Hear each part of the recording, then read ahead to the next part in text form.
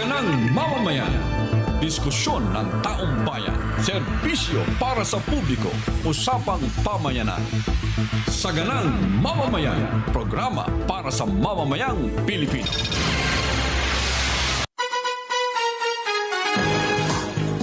Masayang araw po sa inyong lahat. Isang espesyal na pagkatanghal ng palatuntunang Saganang Mamamayan. Masayang araw, Nelson. Masayang araw, Jen. Masayang araw sa lahat nating mga kababayan, lalong-lalo na yung nasa ibayong dagat. Especially yung mga nandiyan sa Taiwan, ha? Kamusta po kayo? Kanina lang, kasama ko sila. Taiwan, bakit ano meron? Hindi, namasyal lang ako. Gano'n. No? Talaga naman, no?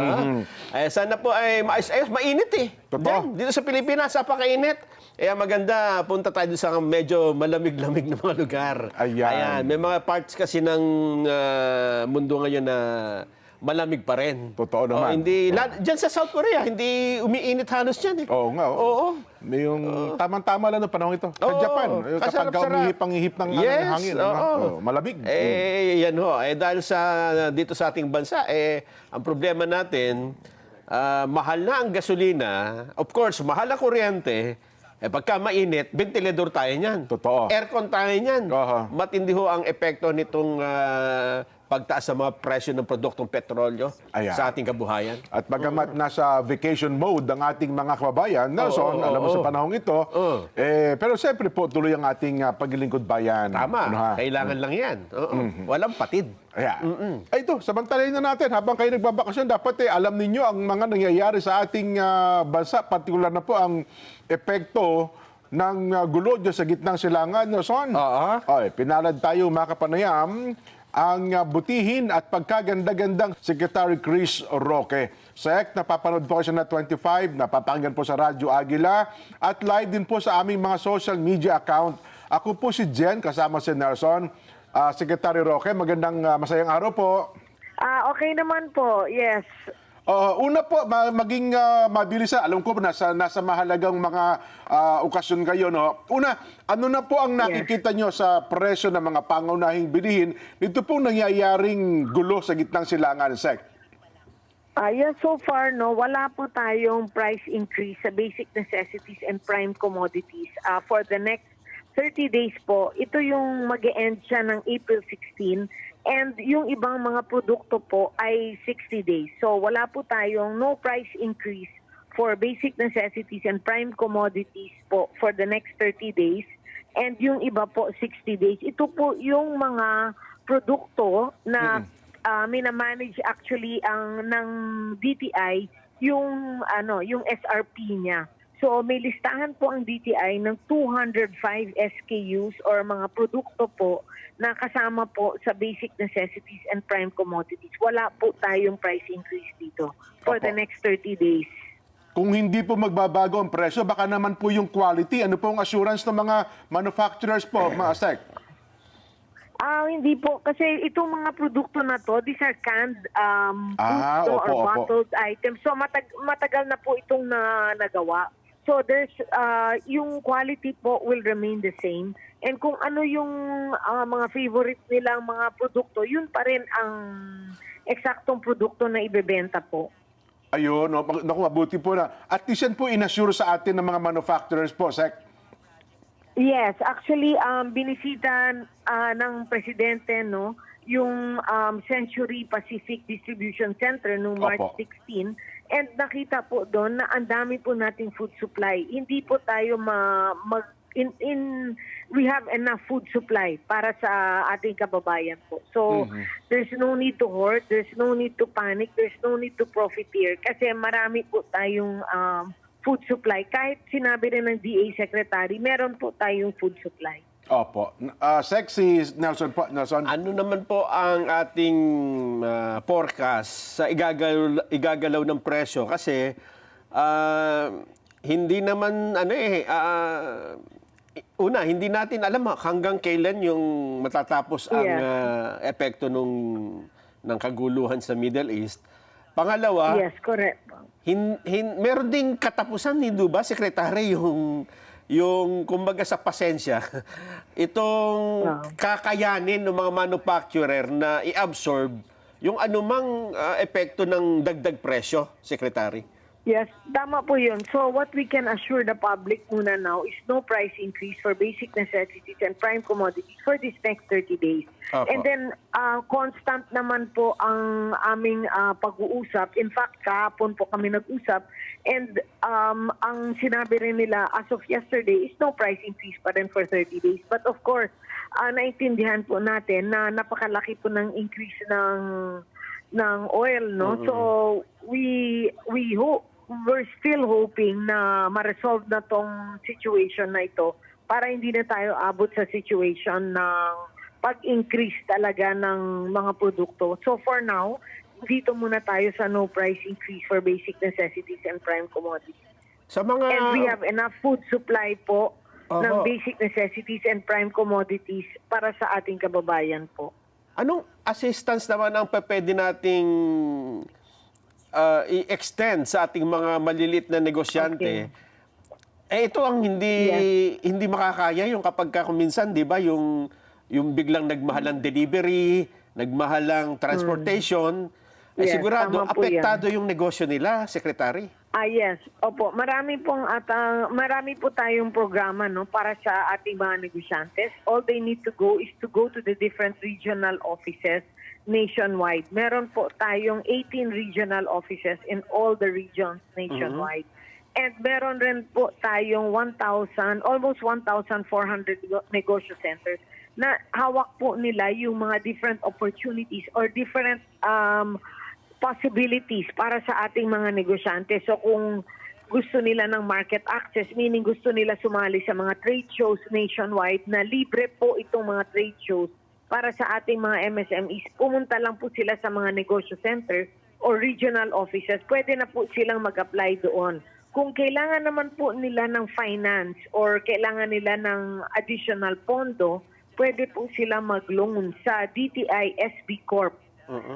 Yung mga pautang po ito, hanggang 5 million po, no collateral. Tapos 1 year po, no payment of principal and interest. So malaking tulong po ito para sa mga negosyante. So kung gusto nila ng financial assistance, pwede sila mag-apply online sa sbcorp.gov.ph. Pero kung gusto nilang malaman lahat ng mga programa na lahat ng programa ng DTI na pwede nilang i-avail or pwede makatulong sa negosyo nila, it's best for them to go to the different regional offices nationwide or the different negosyo centers nationwide.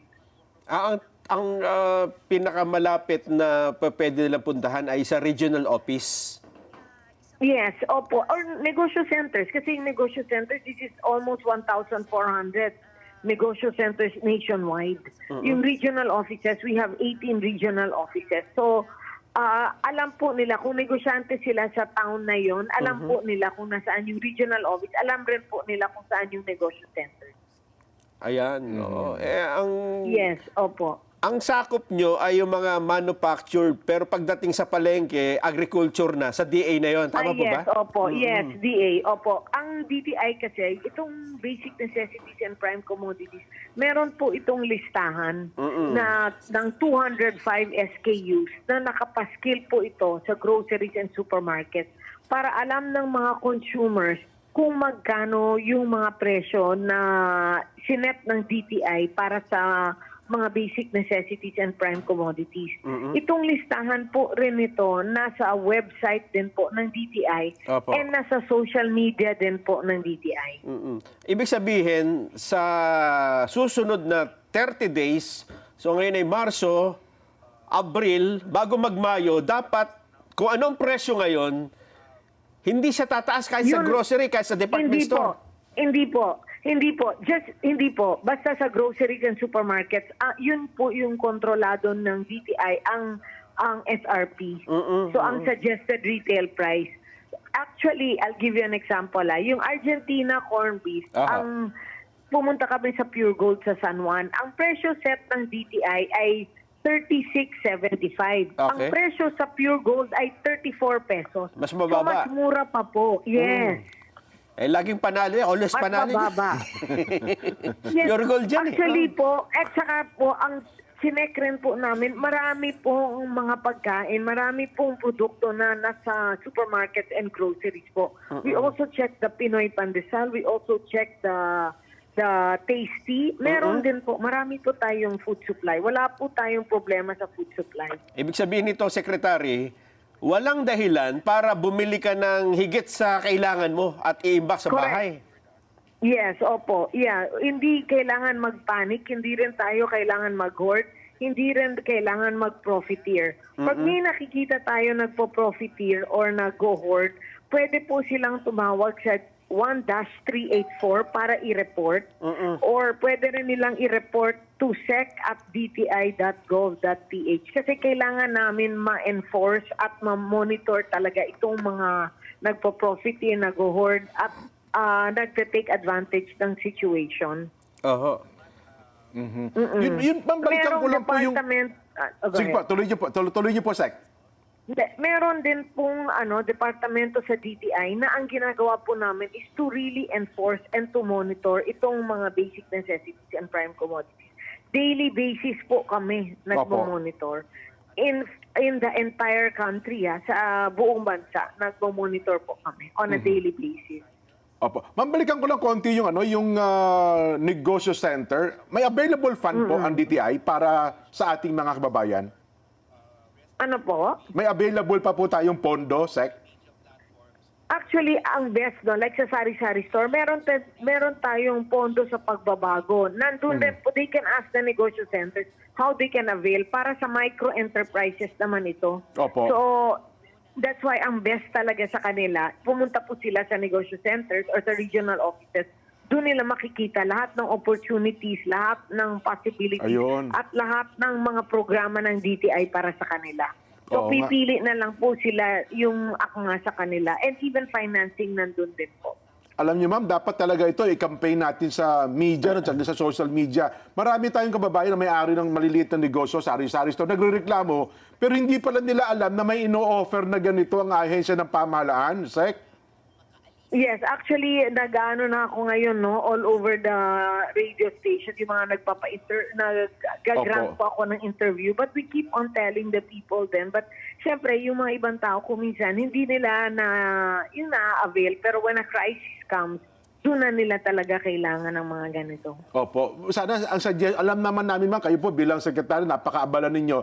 Sana magkaroon tayo ng isang spokesperson siguro para lang sa bagay na ito, para po may promote ng at mapakinabangan ng maliliit nating negosyante. Sec, napakalaking tulong po nito Yes, opo. Di po Yes, ba? napakalaking tulong po ito. Actually, we also set aside OFW funds na 2 billion. Ayun, mantakin nyo, no? Para sa mga OFW na umuwi na gusto magnegosyo. Opo. Again, no collateral, no payment of principal and interest for 1 year. Tapos meron din tayong Women Enterprise Fund na kasi Women's Month, so 2 billion din po ito. Opo. So na-set aside. Tapos meron din tayong 3 billion para sa mga nag-export kasi malaking export tayo ngayon, no? And of course, there's the 12 billion fund of SB Corp. So marami po tayong pwedeng ipautang sa kanila. But they must go to the negosyo centers or the regional offices para ma-guide din sila kung anong programa ang best sa kanila. Ma'am, ano po ang assurance ninyo na hindi po mahirap ang requirements? Partikular na po, may-ari lang ng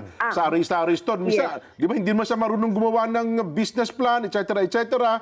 Baka yun po hanapin Hindi, wala nung 2 taon nung walang business plan po. Ayun. We've totally changed the rules po. It's Opo. only 3 to 4 steps na lang po. Ang kailangan lang nila is to be government compliant permits. Yun lang po.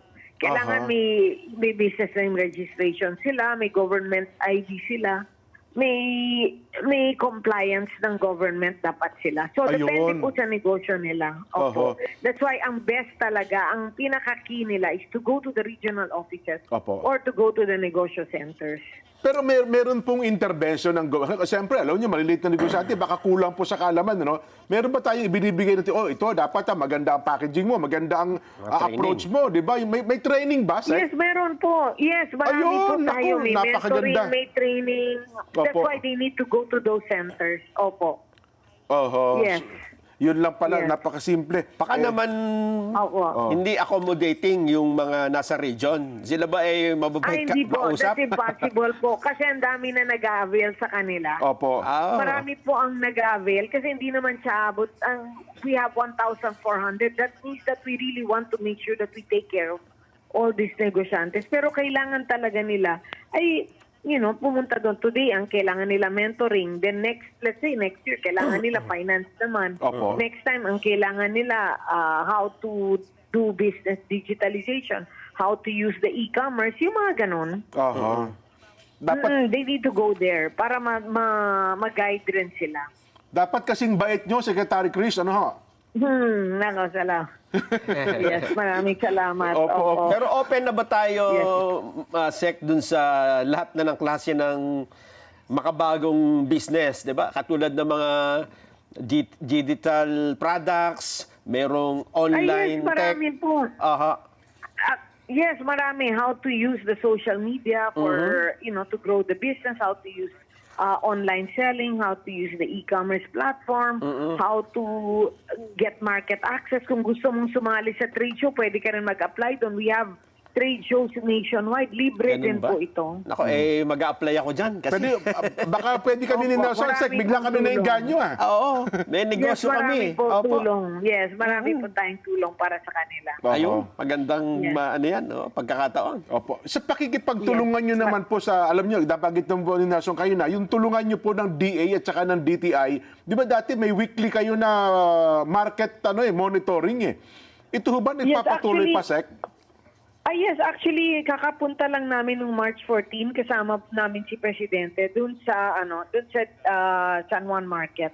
Opo. Kasama ko po si DA Secretary. So nagtutulungan po kami because we take a whole government approach already to get things done. Meaning lahat kaming cabinet secretary nagtutulong-tulong po para we get things done. Aha. Nakita ko nung nakaraan, may warning yun sa mga opisyal ng DTI. Kasi sabi nila, nakikita nila, pag dumarating daw po yung tauhan ng DTI at DA, bumabalik doon sa tamang price tag eh. Pero pagka umaalis daw po minsan pinapalitan yung preso, Sec.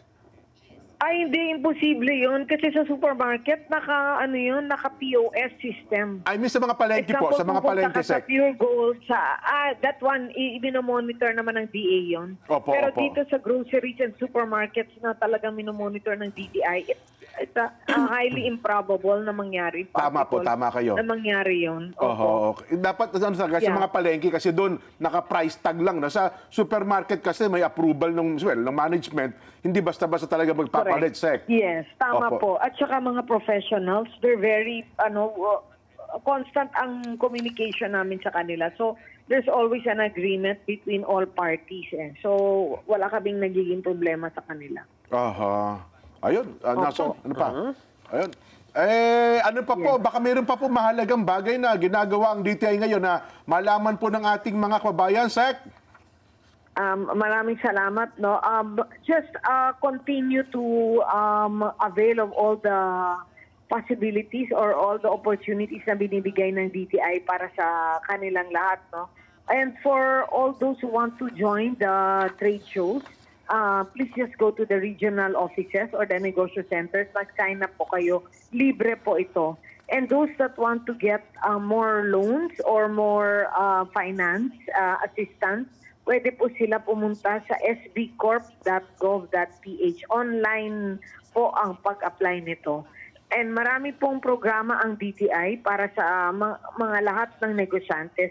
So I encourage everyone to take advantage of this. Kasi kung mag-focus lang tayo sa negosyo natin at gusto natin talagang lumago ang negosyo, may pagkakataon po. We just have to take the chance. Kasi ang dami na pong lumaki na negosyo sa tulong ng government. So, nandito po ang Philippine government, inutos po ng ating Pangulo na si President BBM na tulungan lahat ng MSME. So, talagang nakatutok po kami sa kanila. So, please make sure that, they take advantage of this opportunity. Opo. Pero kailangan po nilang mag-take advantage para yung magamit talaga yung oportunidad na binigay ng DTI para sa kanila at Opo. ng Philippine government. Sek, salamat po ng marami sa inyong oras at magandang Maraming araw po sa salamat, inyo. Jen. Yes, Ba- maraming salamat, Jen. And thank Opo. you for the opportunity then. Thank Salamat you. po. Mga kaibigan, ang atin po nakapanayam ay Secretary Maria Cristina Roque ng Department of Trade and Industry o DTI, Nason. So yun, yung mga nakikinig ngayon sa atin, baka mamaya mayroon kayong malita sari-sari store o kaya naman gusto niyo magsimula, 3 steps lang daw kailangan no? Ano-ano ba yan? Lalo sa mga lugar po ninyo, siguro ako suggestion ko lang dyan, kung marami na pong sari-sari store, huwag ka na mag-sari-sari store. Yun naman sa'yo, iba-iba. Iba store. naman. Iba-iba store naman sa'yo. Huwag naman sari-sari store. Di ba? Kasi pag-aralan nyo rin. Kasi dapat talaga may training. Ayan yung sari-sari store, may nag-analyze na dyan. Oo. Wala pa siyang nakitang sari-sari store na, bawa ngayon, di ba? Mabata ka pa, sari-sari store na ni Aling Nena yan. Ayun, kilala ko na yan. Graduate ka na, tapos nagtrabaho ka na. Pagbalik mo, ganun pa rin Oo. Ibig sabihin, hindi yun pa rin. Kasi ang style nga ng sari-sari store ay pangkain lang din di ba? Ay, Ibig oo. sabihin yung kung anong benta. Kung anong benta, yun. At saka yung kung anong tinda mo, ikaw na rin ang nagko-consume. Swerte na kumita ka ng 500 sa araw Oo, dyan. Di ba? kaya hindi talaga siya dinesign na dapat lumalaki yan di ba? Nagiging mini grocery. Yun Tapos yung importansya nung intervention ng DTI at Ayun. ng mga seminar. Oho. Kasi yung kung paano mo palalaguin yung pera hindi yung pagka may bumili, ikaw naman, takbo ka sa kabilang tindahan. At saka, bibili ka rin. at saka malimit na problema mo dyan, nababaon sa Ay, utang. mga umuutang. Oo, mahiya ka namang hindi pa utangin kasi kapitbahay mo. Pinagkakautangan mo na loob. Yan yung ano. Yung isang sardinas sa tutubo ka ng piso, 2 piso, uutangin isang linggo, 2 linggo sa Naku buwan. po. Di ba? Eto pa, masaklap dyan. Di ba? Meron kang sari-sari store. Oo. Malakalipas ang ilang panahon, biglang nagtayo si Dali sa tabi mo. Baka yung maliit na Yung kabila si 7-Eleven. Nako, oo. Doon sa kabila si Alphamart. Ala, patay ka. Ay, hindi ka makalaban kasi mas mura yung mga yan Yes. Dahil maramihan sila bumili. Sentimos lang ang tubo nun, pero maramihan naman. Ang kaibahan lang, sa'yo pwede lista. Doon sa Hindi pwede. Oo. Kaya sa'yo ang takbuhan ng mga nangungutang lang. Oho. Yun ang problema mo ngayon. Kaya ano dapat dyan, alam mo, mapag-aralan. Ako, sinasuggest ko lagi, palakasin natin yung kooperatiba, Nelson. Oo, yung dyan community talaga. cooperative, barangay cooperative. Yan ano? ang malaki ang potential niya. Halimbawa, isang buong pamilya kayo na sa isang compound, di ba? Kooperatiba, kasi ang minimum ata requirements ng kooperatiba, at least 15 persons lang 15 katao, magkakasundo kayo, kung magkano ang inyong magiging share, bawat isa, ayun, mapag-aaralan nyo na yan. Napakarami Diba? kasing incentives ng kooperatiba. Yeah, pati tax yan eh. Oo, Kulang may, ano may yan eh, mga may mga tax incentives, Oh. pati pautang, lahat na Yan. ibinigay sa kooperatiba. Oho. Kaya kung maganda lang ang pagpapatakbo, matutulad kayo sa mga kooperatiba ngayon na nagsimulang maliit, Oho. pero ang asset, mga billion Ay, pesos na. multi-billion assets na ng mga kooperatiba ngayon. Oo, no? oo. Nagsimula sa isang maliit na 15 tao. Pero yun na po, napakalaki. Kaya ngayon, mula sa sari-sari store, sabi mo nga, bihira talagang sari-sari store na lumaki. Ano ha? Kasi talagang ano lang yan ano tawag doon? Yung pang-arawang kita. Pangkuha ng At malabang ka sa hindi, mabaong ka pa sa utang dyan kasi nautangan ka rin ng mga kapitbahay mo. Ano ha? Ngayon yung infrastructure ngayon, yan na nga, bumibilis, dumadami na yung mga, dyan nagre-reklamo yung mga sari-sari store Oho. Yung mga grocery dati na nasa mga malalayo, inilapit na sa community. Ayan, oo. Pati mga yung maliit na karinderya, ay patay dyan, Nelson Oo, Kasi Pwede na pagpasok bumili niya- pagkain. Pwede ka. Well, maliban na lamang kung ang suki mo naman yung mga crew. Oo. O kaya naman ay yung tawag doon, yung service lady. Kasi hindi sila bumibili sa loob, lalabas sila. Yes. Pero bukod doon, wala din Ang hindi Diba? ko nakikita dito, Jen, sa ating Oo. bansa, meron tayong mga karinderya, pero yan, luto na no? Ayan, oo. Tuturo-turo mo na lang. Oo. Pero nakapunta ka na ba sa Bangkok? Doon sa mga street nila doon? Ay, oo. Di ba yung bilihan doon? Lalo yung night market nila. Oh, parang karinderya lang. Oho. Pero hindi mo ituturo na luto na. Sasabihin mo, ituturo mo kung anong iluluto. Yes. Pagka sinabi mo, eto, gusto ko ito, tsaka pa lang niya iluluto sa harap mo. Totoo. At saka Mabilisan yan. Pagka tinikman mo, lasang maganda talaga. Oo. Yun ang hindi ko masyadong nakikita rito sa atin. No? Pero marami namang magaling magluto sa atin. Di ba? Totoo. Oo. Sa atin kasi instant, puro mabilisan. Oo, eh. mabilisan. Sa kanila mabilisan, pero luto. Luto na. talagang- Sarap rin. Oo. Oo. Lutong restaurant, ika nga eh. No? Kayo po ba ay maglalakbay sa pamamagitan ng ating mga sakyang pandagat? Kayo po ng barko, roro, ferry, iba pa? Panoorin niyo po ang paalala ng PPA.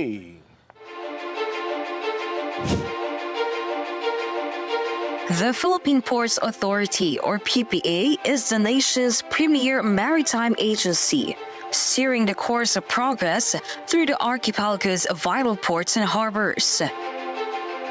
PPA is among the strongest economic performers in Southeast Asia, according to Drury Maritime Research.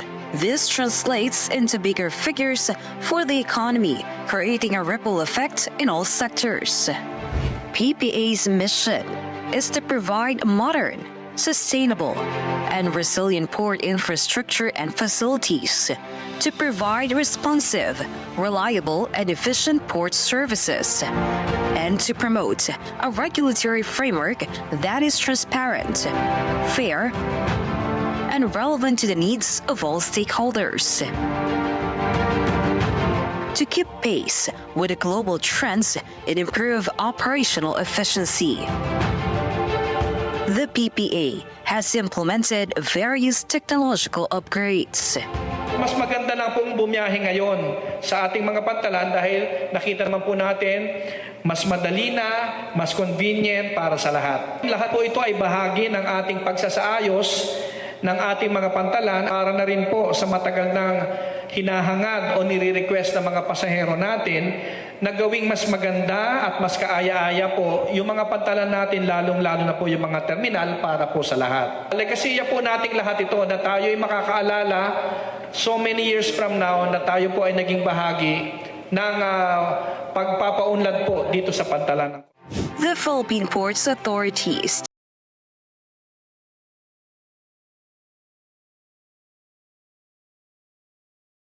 stands resolute.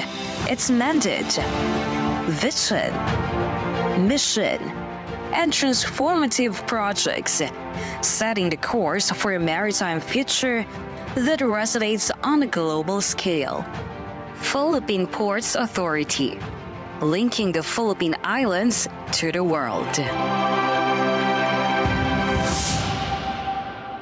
Marami pong salamat, PPA. Magbabalik pa po ang Saganang Mamamayan.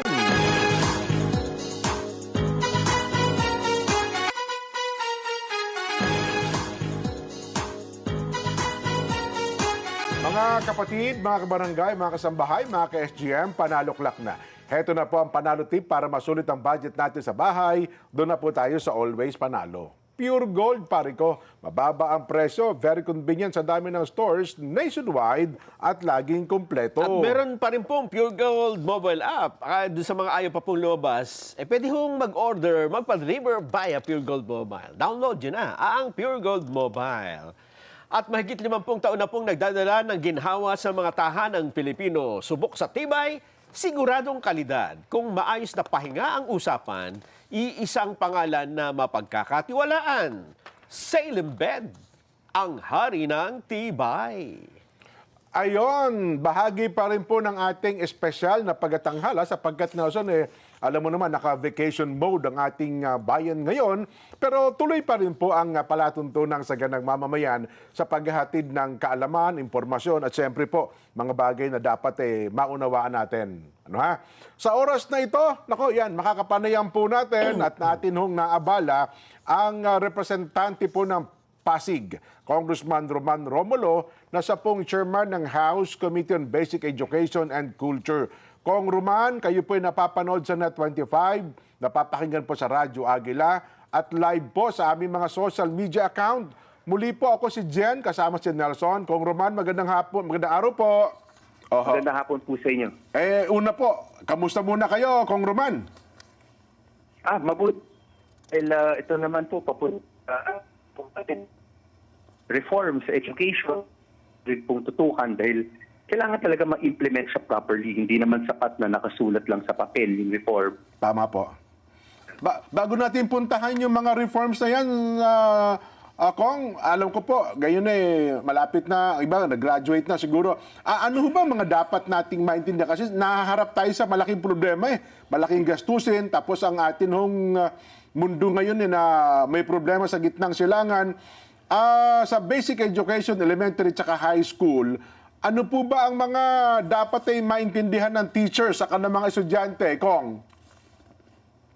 Unang-una, dyan, mahalaga talaga na alam natin na maraming reform na umpisahan at uumpisahan po ngayong taon na ito, lalo na yung padating na academic calendar. Opo. Pero dahil may reforms tayo, alam natin na magkakaroon ng birth pains yan, yung growing pains, na yung adjustments po kailangan maganap. Pangalawa, alam din po natin wala namang perfecto na reform. Kaya importante po talaga sa ating mga magulang, teachers at yung ating students na mag-feedback po ng maayos sa ating sa DepEd, sa Kongreso, kasi ang mahalaga, yung reforms ma-implement ng maayos para patungo tayo sa tunay na quality education. Opo. Kasi ang nagiging hamon at ang barometro natin lagi, Sec, yun sa PISA assessment, bakit parang hirap na hirap tayo makabangon doon? Ano po? Yes, kasi sa totoo, Kuya Jen, pinagtininan po natin yung curriculum natin nung pagka-introduce ng K-12. Opo. At nakita po natin sa curriculum natin, talagang na-congest po talaga yung curriculum. Napakaraming subjects, napakaraming competencies. Yan po ang totoo. Tuloy dahil doon, nawala yung focus sa pinaka-basic. Yung reading comprehension, yung marunong magbasa at naintindihan yung binabasa, grade level appropriate, at math, grade level ready. Opo. Kasi kung wala yung dalawang basic na ito, di ba habang umaakit ka yung level mo, mas nagiging complicated yung binabasa mo, dapat maintindihan mo.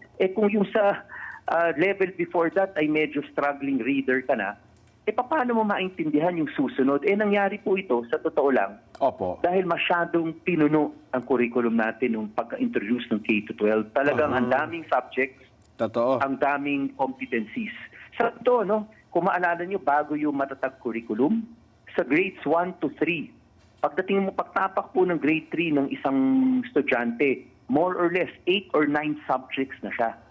So sa totoo po, talagang ang dami masyado noon. Ngayon po, under the matatag curriculum, nabawasan na po yan. Sa grade 1 at grades 1 and 2, 5 na lang. Sa grade 3, 6, kasi dinagdagan po natin ng science dahil mahalaga ang science po. Opo. Ayun. Pero ano sa tingin nyo, kapag ito'y talagang, naipatuloy natin, medyo angat na kaya ang ating mga assessment, Kong? Definitely, Kuya Jen, kasi una, naman natin yung potential talaga, yung talento ng batang Pilipino, talagang very talented. Alam natin Opo. mahusay, magaling. Ang naging problema talaga ay yung education system natin. Talagang parang ang dami nating require sa learner na nawala yung focus ngayon. Pag nagtama na po yung focus natin, Kuya Jen, Opo. doon tayo sa reading comprehension, reading level, grade level ready at math grade level ready. Nakitiyak ko po yung bata mismo, on her own, ay aangat po. Nagpakita na rin po yan. Ngayon po kasi nag-umpisa na tayo ng tinatawag na beginning of school year assessment. Ito po yung ginawa this year po, yung academic calendar. So umpisa Opo. pa lang, pina-assess na po natin yung mga bata, ng DepEd. Tinignan nila, ano pa ang reading comprehension, anong grade, ano yung math grade level readiness niya.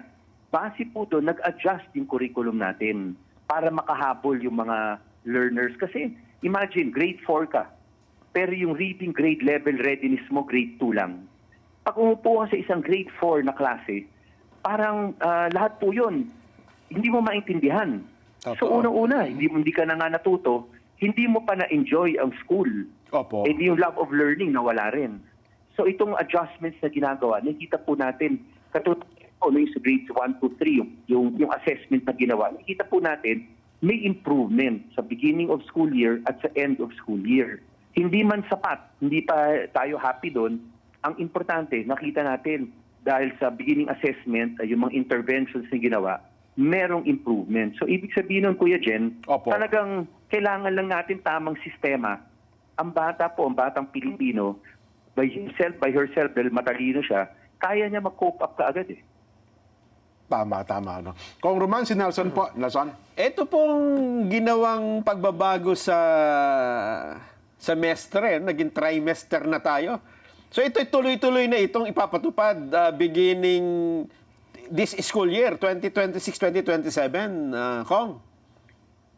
Base po sa naintindihan natin sa DepEd, itong coming school year Apo. ay implement na nila itong TRISEM Yes. at papalitan ito yung 4 quarters. Pero may pinagmulan po lahat ito, no? Opo. Nung EDCOM 2 po, meron tayong pag-aaral na ginawa doon sa EDCOM at lumalabas po doon, hindi talaga tayo umaabot doon sa umaabot tayo sa pinaka-minimum number of days. Aha. Pero ang talagang kailangan, at least umabot sana ng 200 na maximum sana 220 lang. Pero at least umabot man lang ng 200 Aha. na school School days days. na yung mag-aaral ay nasa loob ng classroom. Pati yung teacher nasa loob ng classroom at tinuturo yung lesson plan. Naputol ata. Tawagan ulit natin. Mahalaga itong pinapaliwanag, ano? Kasi dyan, yung kompetensya pinag-uusapan natin, nasabi niya kanina, nung ipatupad ng K-12, ang daming subject. Yes. Nahirapan, di ba? Napuno, oo. Ngayon, Tapos trimester. 30 minutes lang. Oo, 30 minutes. maikli-ikli. Oo. Hindi, noon nga inabot natin yung pandemya, di ba? Oo. Nagkataon, tayo ng parent ang... Nagtuturo sa mga anak. Sabi ko, ba't ang dami yung subject? Napakahirap, di ba? Totoo. Magulang na nga, nahirapan pa. Oo. Yung pang mga... Andyan na ba si Kong? Ngayon, ang tanong, paano kayang ginawa nila? Madaming subject, di ba? Oo. So, ibig mo sabihin, pagka itinupad mo pinatupad mo na yung trimester, na magiging 3 na lang. Oo. Kasi... 3 semestre. Yung tatlong Tas babawasan. grading. Oo. Tatlong period. Oo. Kasi ngayon, 4 no? Yes. First, second, third, fourth grading period eh. Oo. Ngayon, gagawing 3 na lang. Oo. Ano kayang pagbabago naman kaya? Mukhang babawasan natin yung mga subjects subject, na hindi naman talaga kailangan. Kailangan. Oo. Pero mas kaunti na ba o mas bibilis na ba yung... Mayroong... Tingnan natin. kailangan maipaliwanag no? Oo. At saka... At saka dapat may prepare ng mga magulang yung kanilang mga anak. Pati mga bata. Kasi sa enrollment kayo, 2026, mag-implement yan. Bagamat sabi nga ng DepEd, meron ng mga 300 plus schools ang nagkaroon ng pilot testing yan, Nelson. Oo. Mangyayari, 3 terms, di ba? Oo. June to September. Tapos September to December, January to March, April, May ang bakasyon. Oo. Paano kaya yung mga, di ba, noong 4th grading, 4 na, may... Ayan, andyan na sino? May sem break pa eh. Oo. Kung naputol tayo yung sa trimester, paano ba siya i-implement? Yes, kasi Kuya Jen, Kuya Nel, tulad ko kanina, base sa pag-aaral ng EDCOM 2, hindi natin maabot kahit 200 instructional days sa classroom. Opo. Kasi may mga bagyo. Yes. Tapos may national and local holidays. Tapos meron pa mga activities ng DepEd. Halimbawa po, di ba meron silang yung palarong pambansa, meron pa sila yung sa school press conference. Maganda po lahat yun. Pero yung elimination round po nun, nagaganap during the school days. Yes. Kaya hindi talaga umaabot yung instructional days na kahit 200 days. Okay. Dito po sa bago nilang TRISEM, sisiguraduhin nila according to them sa committee meeting, sinabi nila na yung mga elimination round ng ating mga DepEd activities, dapat magpo-fall po yun doon sa mga break time. Para yung actual SEM hindi magalaw ng mga calendar activities ng DepEd para makuha po nung mag-aaral at ng teacher na at least 200 days nandun sila sa loob ng classroom na nagtuturo ng lesson plan. Yun po yung mahalaga doon. Ilalagay po nila yung breaks ng TRISEM ay doon nila isa-schedule yung mga DepEd activities para hindi na maka-apekto sa instructional time. Opo. Pero bago na rin po ba ang curriculum na ipapatupad starting this school year? Yung curriculum po, parehong-pareho, no? Wala silang idadagdag na subject, wala silang idadagdag na competencies. Parehong-pareho lang po talaga nung curriculum, para yung matatag curriculum po, para sa 4 quarters. Ang Okay. diferensya lang po, yung mga breaks, yung mga sem break po, yung 2 sem break sa gitna, doon nila sa schedule yung mga activities ng DepEd na nakaka-apekto dun sa instructional time. Ayun, so ibig sabihin nito, kung hindi nagbago yung dating hinati sa 4, ngayon ay hinati na lang sa 3, pero the same pa rin. Yes po, pero yung di ba may 2-week break sila. May Opo. pagitan every sem na matapos. Yes. Doon nila ilalagay po ngayon yung mga DepEd activities na elimination Ayun. round para hindi maapektuhan yung umabot tayo ng at least 200 Opo. instructional days sa eskwelahan. Ayun. Ayun, malinaw na yun. Ang inusog lang ay yung mga break, kaya naging 3. Tatlong ano. Pero kung Tama po yun. Opo. Kung sa report ng DepEd, parang nagkaroon sila ng mga pilot program ito sa iba't ibang mga eskwelahan. Sila po ba yung nag-report ng feedback sa inyong komite para at least ma-assess natin kung paano ito isasagawa sa implementation? Kuya Nelson, yan ang hindi namin nakita at walang pinakita sa amin na Ganon. nagkaroon ng pilot. Oho. Yes, ang in-explain sa amin lang po ay yung dahil nga doon sa EDCOM findings, Opo. ay sinigurado nila yung mga activities na pwede nilang makontrol ay hindi na maka-intrude doon sa instructional time ng ating schools. Oho. Yun yung sinigurado nila. Pero yung pilot po ay wala pong na-report sa amin, wala rin akong alam na nagkaroon ng pilot. Kasi noong nakala parang ibinalita namin na meron palang mga, at least siguro double check natin sa part ng DepEd, ano po. Pero sa part po ng mga teachers, ano ang ating intervention para maging prepared din po sila sa bagong programang ito? Kong.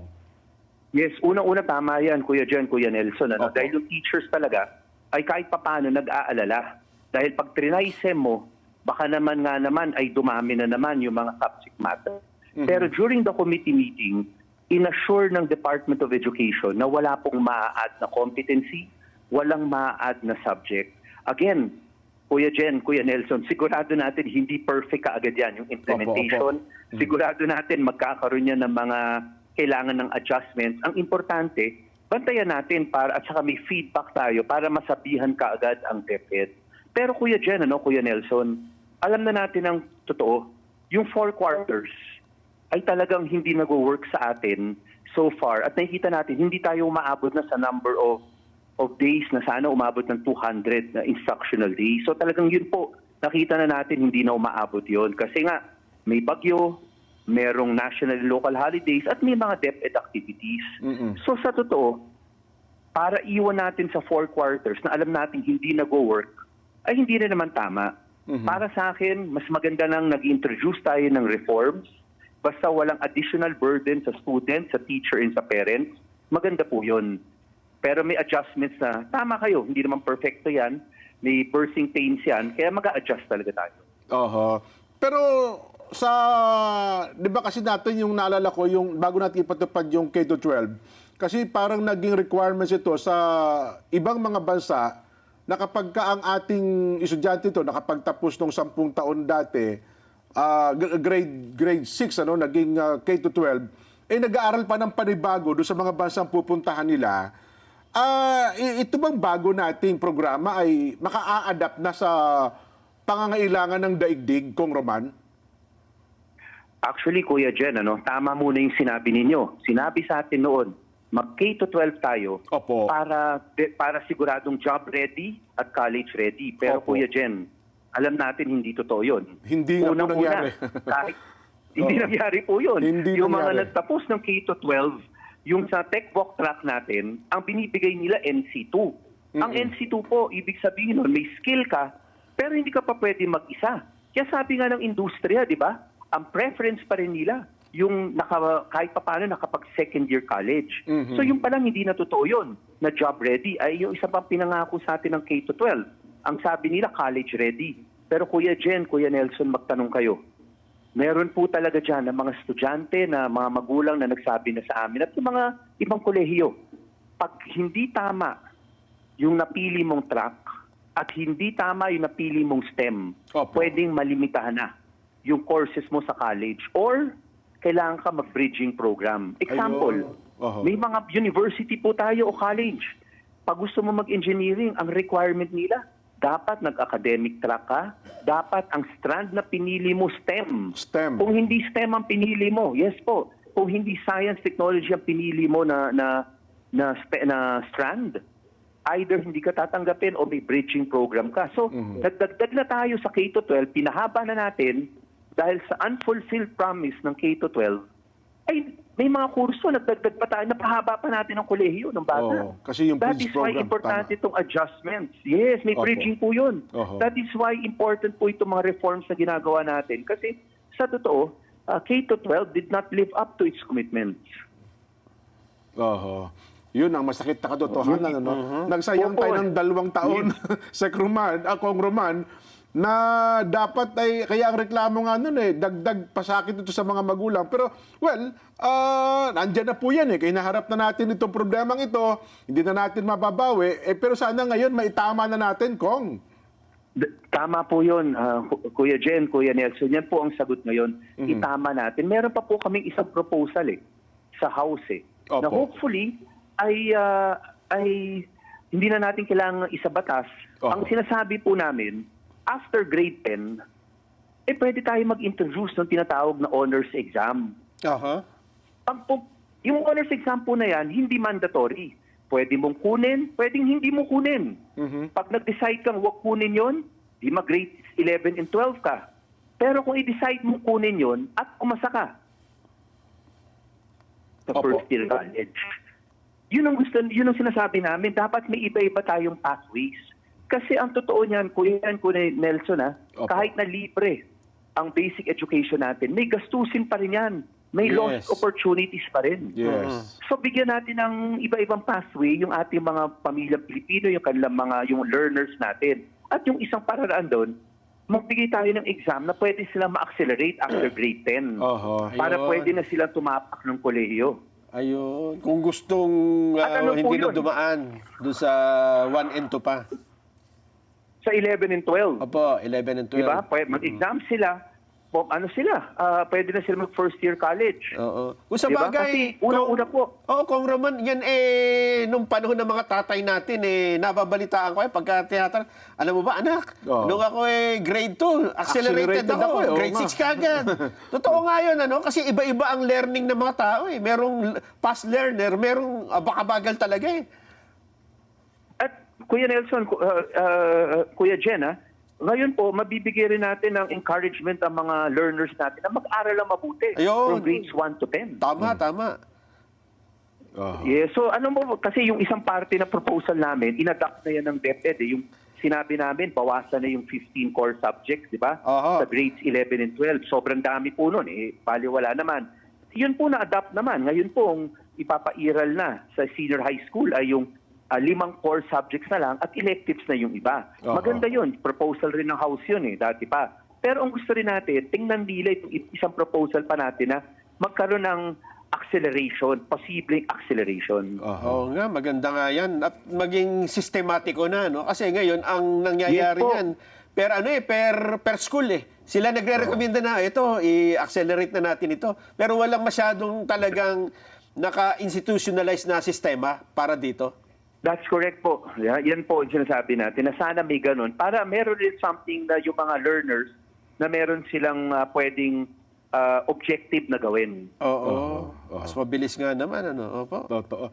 Kasi di ba, meron tayong iba't ibang 4 na strand yun, Nelson, Oo. na ngayon ata, parang ang gusto nila, 2 na lamang. Totoo, oo. Na, Magiging, yung professional, vocational, something, at saka yung isa ay academics. ayun, Oo. at least 2 pagpipilian na lamang, parang kuha na ata lahat dun sa... Oo, doon na, pagsasama-samahin na. Oho. Oo. Importante maunawaan ng ating mga estudyante itong bahaging ito para hindi na sila mabigla sa bagong school year ngayon, Nelson. Yes. Ito yung patutupad na po Hindi na po tayo pinag-aaralan kasi implement na ngayong school year 2026, 2027. Tama, Nelson? Tama, At ito oo. ay tuloy-tuloy na. Itong trimester. Pero ano po, binabanggit ko kanina, ngayon ata, 2 na lamang yung strand natin sa halip na 4. Tama po ba? Yes, kasi yung una po kasi nung introduce yung K-12, 4 na track po yan. Tama kayo, may academic, merong textbook,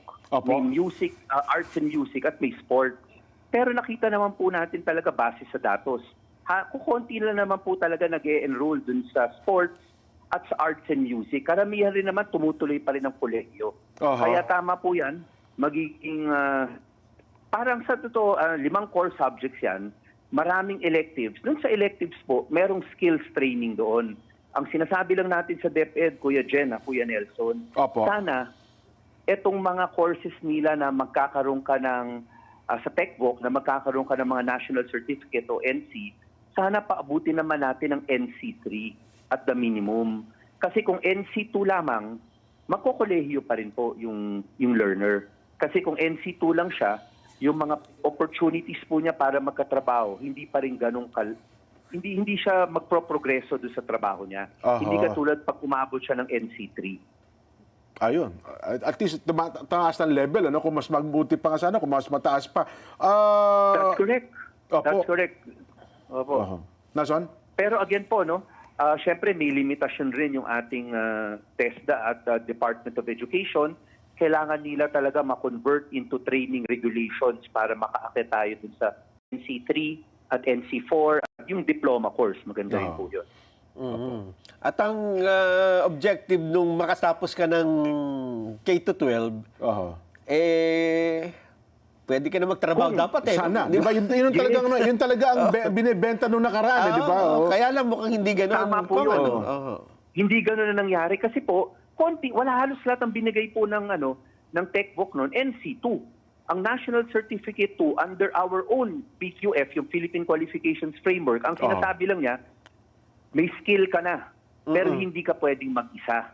Eh di syempre, pag hindi ka pwedeng mag-isa, iti-train ka pa yung industriya. Tama. So bakit ka naman i-hire as a regular employee kung may training ka pang gagawin? Pero dito sa bagong programa, may intervention na po ba ang TESDA, Kong? Under the new curriculum, dapat po kasi, at ang alam ko po, nag-uusap na ang DepEd at ang Ayun. TESDA Oo. para yung mga NC. Pero again po, hindi pa ganun karami yung NC3, pero hopefully mas marami na kaysa sa yung mga nakaraan na academic calendar. Oo.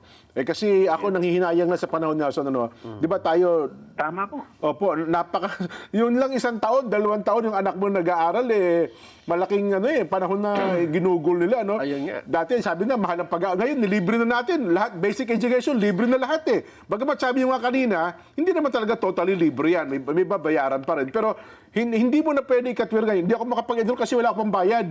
Kasi libre na nga Libre na, oo. Pati mga sa state universities and colleges, libre na. Pero sa halip na tumaas yung kalidad, Kong, parang hindi po naabot natin yung mataas na quality ng pag-aaral Nakakalungkot, di po ba? Totoo po yan. That is why sa EDCOM 2 po, sa ating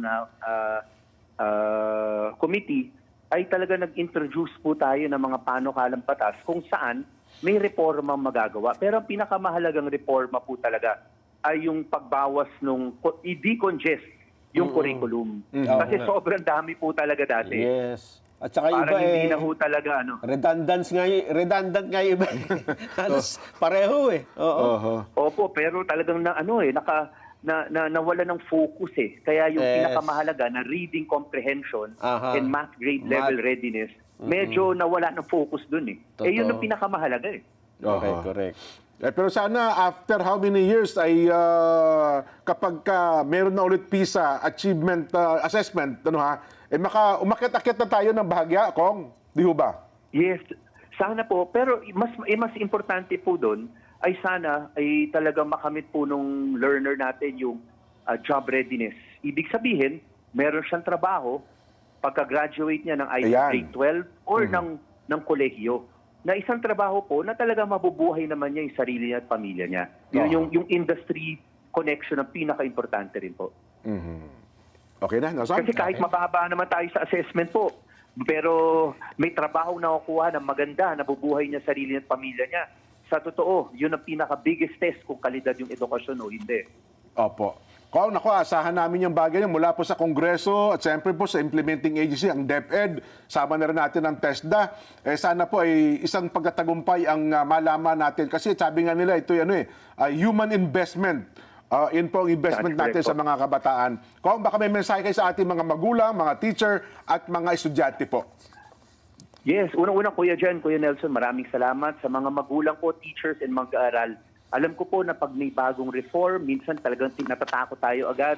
Pero ito po, tingnan natin, pagbigyan po natin, implement natin ng maayos, punahin po natin yung mga hindi tama. Pero ang pag-aayos po ng academic calendar natin ay isa sa mga aspeto para patungo tayo sa quality education. Kong, salamat po. Ingat po kayo. God bless po. Ingat po. Mga kaibigan, Congressman Roman Romulo, siya pong chairperson ng House Committee on Basic Education and Culture, ang atin po nakapanayam at representante po ng Pasig City. Ayan. So, Komplikado talaga ang edukasyon dyan no? Pero alam mo ba na itong pagsulpot ng makabagong technology, yung artificial intelligence, darating ang panahon yung pag-aaral, masyo-shortened na lang ganun ba? Oo. Akala ko idadagdag ito. Doon sa mga basic, pinag-eskwelahan, baka idadagdag itong technology. Dapat talaga. At gamitin itong tool sa pag-aaral. Well, Kasi yung isang buong libro dyan, di ba, bago mo matapos yan, ilang buwan yan Pero kung ikaw mag-aaral at ang gusto mo lang matutuhan kung ano yung, hindi mo kailangan basahin ng buo Gusto mo lang i-digest ano bang gustong ituro ng librong ito. Alam mo, tungkol sa history. Di ba? Tama. Apakabilis Apakabilis na po kung gagamitan ng technology. Kaya lang, siyempre, hindi ganun kadaling mangyari yan. Pero palagi ko may gagawa na yan. Ay, hindi ko lang alam kung ito'y isang talagang pag-aaral na sinagawa niya, Son. Kasi sa makabagong teknolohiya daw, alam mo bang dito nakalipas sa taon, yung mga nag-graduate, maging sa mga kilalang universidad, yes, dahil sa paglago ng teknolohiya at kung ano-ano pa man, ngayon daw ang may pinakamaraming mga nakakuha ng honors. Saan? Sa kahit mga kilalang universidad. Ganun ba? Oo. Maaari nga. Kasi mabilis kang mag-review. Dati daw, 10, mga ganun. Ngayon daw, pero hindi ko alam kung meron daw negatibong epekto. Baka kasi mamaya, nakakuha lang ng mga honors, sa tulong ng teknolohiya, hindi naman talaga pumasok sa isip. Hindi, papasok yan. Ganun? Sana, no? Papasok Diba? siya. Lagi mo naman dala-dala. Parang calculator yun. Yun nga ang sinasabi ng iba.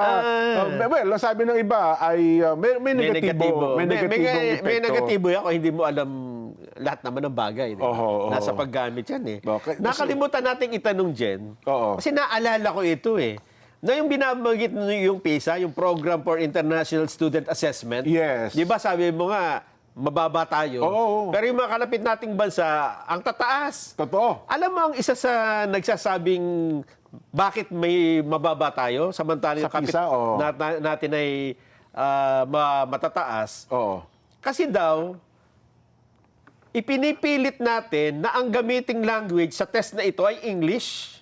Ganoon? Samantalang sa ibang bansa ay pwedeng mamili. Ganoon? Example, sa Indonesia, dahil ang curriculum nila ay dinideliver o itinuturo sa bahasa, yun ang ginagamit nila dun sa PISA. Local nila. Sa Vietnam, Vietnamese din. Sa Thailand, Thai. Sa Malaysia, Malay at English. Sa Cambodia, Khmer. Ibig sabihin, dito kasi sa mga kababayan natin, lalo na siguro yung mga nasa malalayong lugar, sa mga mga probinsya na talagang hindi masyado sa English na totoo. So pwede pala yun kasi sa atin, baka naman sa English subjects kasi English comprehension, reading, ganoon pati mathematics, science. Ang math kasi tsaka science sinuturo sa atin English. Yes. Kaya ganoon din natin tinetest. So meron ka agad na language barrier. Yun daw yung paliwanag nung isang nabasa kong eksperto kung bakit naka-advantage ka agad. Halimbawa, Thailand, kasi tinuro yung math and science sa sarili nilang language. Pati sa Vietnam at Indonesia. Bakit nga naman kasi pinipilit natin yung kung kaya naman nilang ituro sa ibang lengguwahe, di ba? Totoo, pwede naman pala. Actually, ako dati, may mga ganyan akong nagpapaturo sa akin ng math eh. Oo.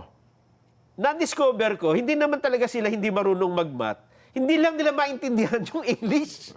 Ganun ba? Oo! Kasi kapag tinuturo mo, Mahirap pong Tagalogin kung math eh. ay sasabihin mo lang, oh. Isa, dagdagan mo ng Lima, dalawa. dagdagan mo ng 5 at 5. Oo. Tapos lagyan mo ng mga halimbawang ano. Ang sagot ay? Oo, ay ang sagot ay ganito yan. Ha? Halimbawa, bigyan mo ko 100 piso. Oo. Kinuha ko sa iyo yung pautangin mo ko ng 3,000. Oo. Magkano na lang ang pera mo? Oo. Wala na. O yan. Abunado pa. Hindi. Walang biro, Jen. May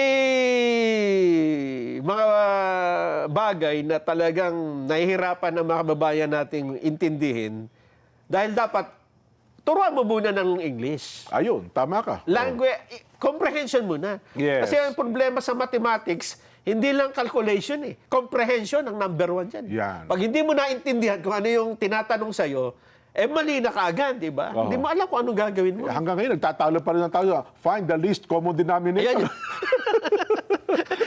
Diyan na nakakalito, di ba? Bakit yung least LCD, least common denominator, ay mas mataas Oo. kesa dun sa ano, yung ano ba yung mas malaki? Yung numerator. Nagkagulo. Ay, nako. Ang gulo eh, no? Anyway, sa ibang araw. Pero ako lang umaasa na sana ay, kasi human investment kaya na. Ay, tama. Totoo. Oo, kasi kung mga tao ay, alam mo, ang mga Pilipino, matatalino yan eh. Oo. Kaya lang kapag Bukod sa matalino, wais. wais pa. Pagka naunahan lang ng takot, Yan. confidence eh. Oo. Tapos, di ba, sasabihin, i-multiply mo ito, Pedro, go to ganito, in the speed of ganyan. Mabablank ka na. Totoo. So, wala na yung confidence mo. Wala ka ng... Tama. Pero kung sabihin ng teacher, si Pedro, may 2 kabayo. Natapilok yung isa. Ano nangyari? Tatapilok isa. Ilan na natira. Di ba ang galing natin sa mga ganong mga palaisipan? Di ba? Yes. Bakit pag palaisipan nasasagot ng mga Pilipino? Bakit pagka ginawa mo ng problem solving tayo? Nako, alanganin na siya, di ba? alanganin na. Pareho lang naman yun, yung palaisipan. Maraming sa atin, mga salita. Di ba pag ganyan, Tagalog, ang galing. No? Oo, ang galing, Pero kapag galing. English sa pinag-usapan, Ay, wala na, tahimik na, di ba? dahan-dahan umalis. Kasi napopobya sila dun sa pagtatawanan ka eh. Yun. Pagka nagkamali ka ng English, pinagtatawanan sa classroom, Yes. kaya wala nang gustong mag-English. Wrong grammar Oo. niya, diction, intonation, kung ano pa man eh. At dahil sa ganun, ay hindi mo na tuloy maintindihan yung science. Yan. Kasi English eh. Hindi mo rin matutunan yung math. Oho. Kaya ako, nagpapasalamat ako dun sa mga teacher ko nung elementary dyan. Oho. Hindi nagtatagalog. Ganon? Oo. English na. Araw-araw. Talagang kahit hindi kami magkakaintindihan, araw-araw. Mapepwersa kang intindihin. Ganon daw talaga dapat. Ganon kasi yung Yes. pag-aaral ng language eh. Kaya dahil doon, natutunan ko rin yung ibang subject, science, math. Kasi number 1 po talaga, English, matutuhan mo muna yung language of instruction. Eh. Yan. No? Para maunawaan mo. Anyway, magbabalik pa po ang Saganang Mamamayan.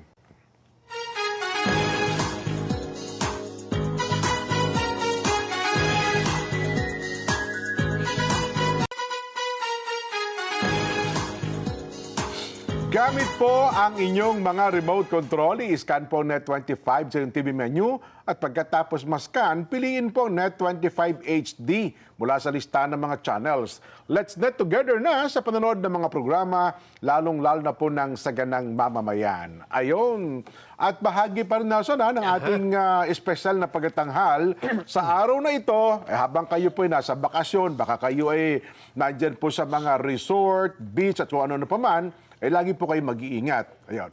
At manonood po kayo ng aming palatuntunan. At sana may baon silang pansit dyan, ha? Pansit? Bakit? Kasi ang ma-interview natin ay magaling magluto ng pansit ito. Ganon? Tonelada. Kaya.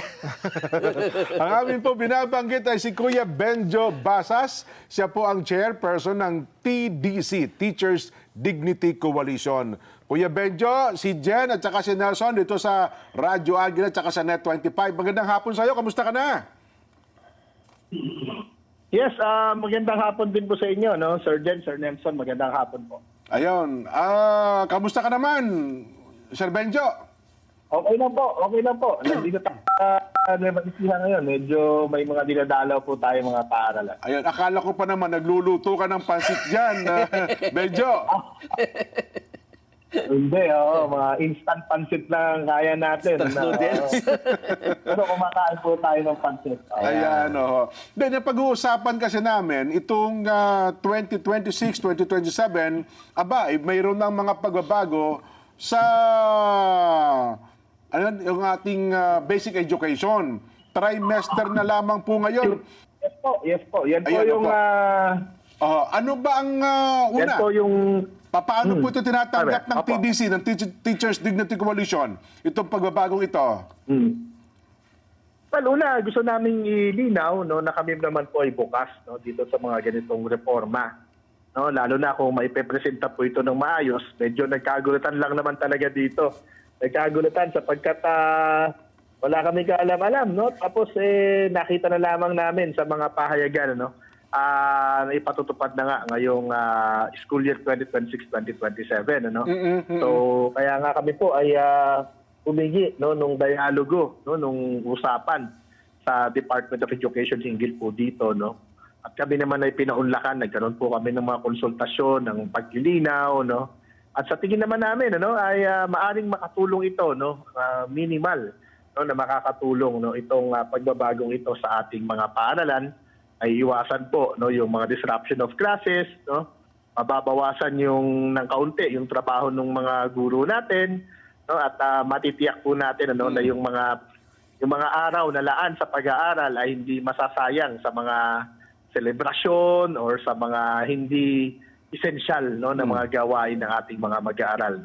But nevertheless, ang aming panawagan po sa ating Department of Education ay sana wag naman ura-urada, sana naman po ay magkaroon pa. At least nung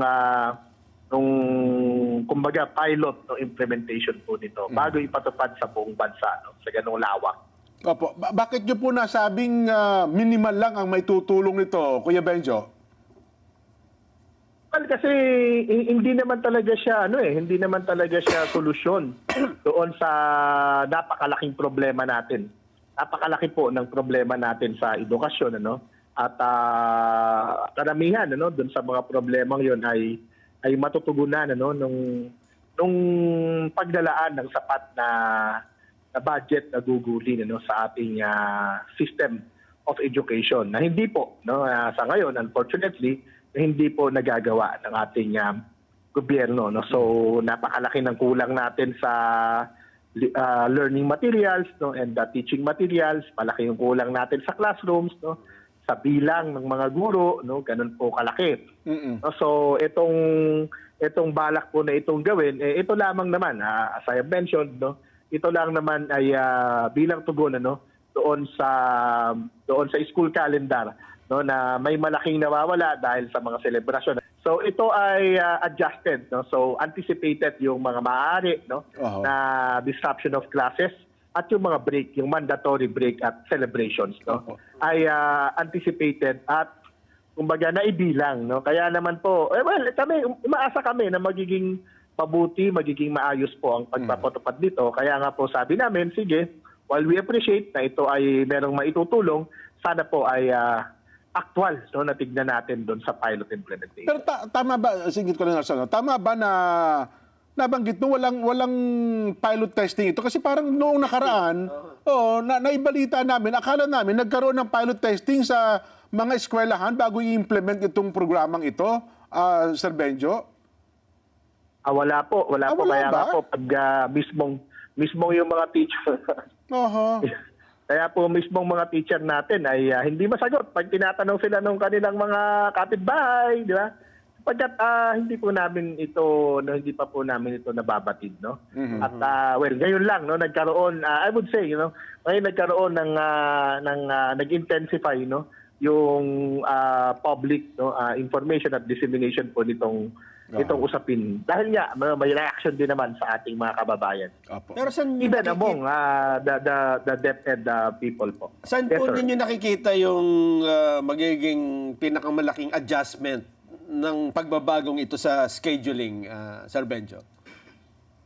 Siguro doon po sa paano namin hahatiin yung ituturo namin sa 3 terms or sa 3 grading periods. Pero Kasi hindi ba sa ibinigay kasalukuyan ng po, hindi ba ngayon 4? So hindi pinatupad Opo, yung opo. trimester pero hindi pa hinati yung yung mga subject matters? Ay, wala pa po tayo sa ganun, no? Wala pa Oh? po tayo sa ganun, ano. Ang binabanggit naman ng DepEd diyan, ano, which to some extent yes, of course we agree. Ang binabanggit lamang naman diyan, ano, kung dati ay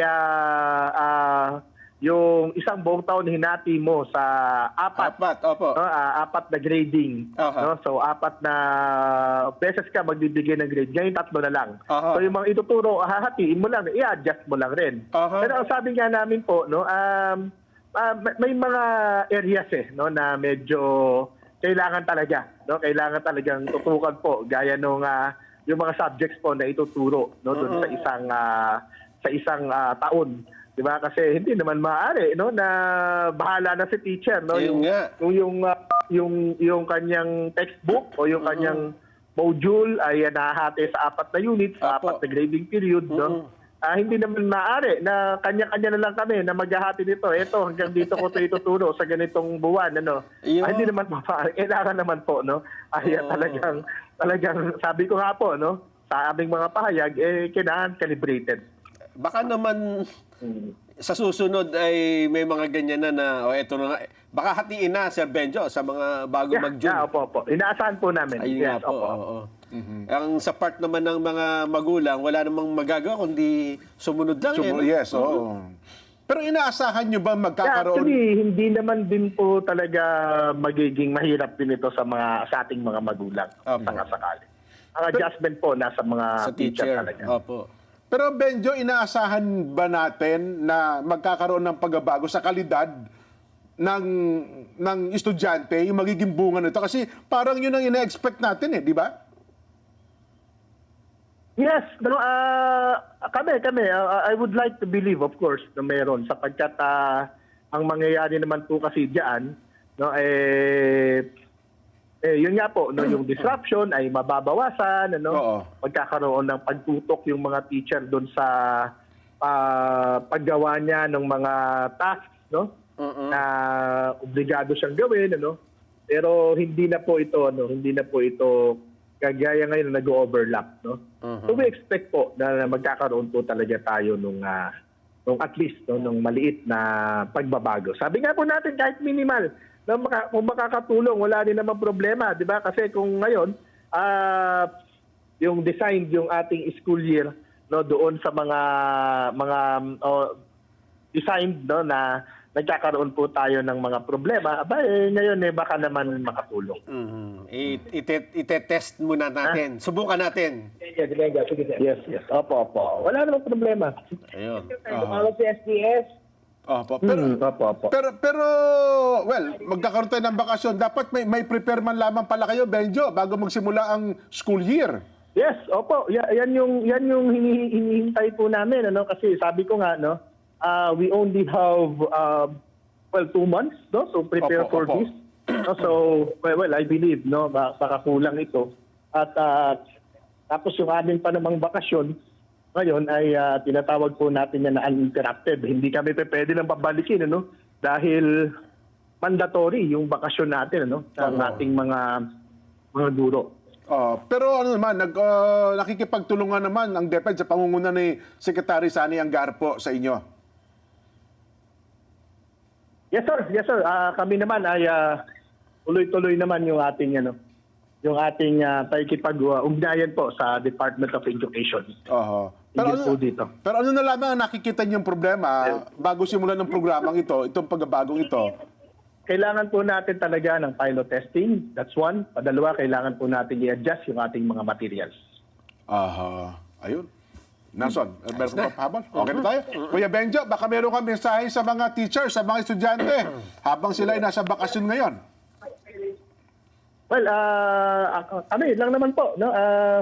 Ngayon po tama po kayo, no. Although officially ang bakasyon natin next week pa, di ba? Pero maraming bata na ngayon hindi na pumapasok. Dahil gawa na yung grade, di ba?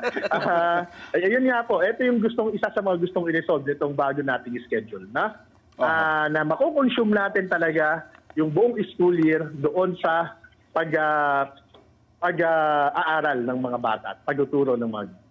Aha. Pero tayo naman, alam mo ko naman, Benjo, bilang isang tagapagturo, ang gusto talaga natin ang magiging resulta ay kalidad na estudyante para silang lahat ay makinabang Tama din po. sa future nila. Di po ba?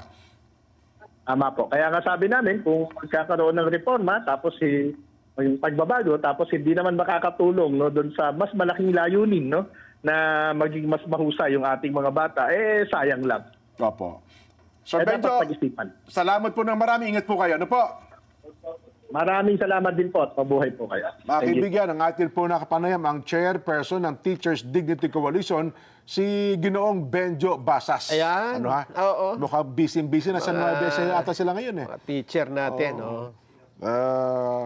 So dapat nga naman maihanda ng DepEd yung tagapagturo kasi sila ang unang haharap sa estudyante, no? Yes. Oo. Oo. Hindi pa pala nahahati yung mga subjects. Kung paano ang hahatiin sa tatlo. Sa tatlong semestre, trimester. Tayo naalala ko, maghapon tayo nun, di ba? Tag-isang oras nga ang subject nun eh. Maganda kasi Elementary pa nun, lang eh. konti pa ang tao nun eh.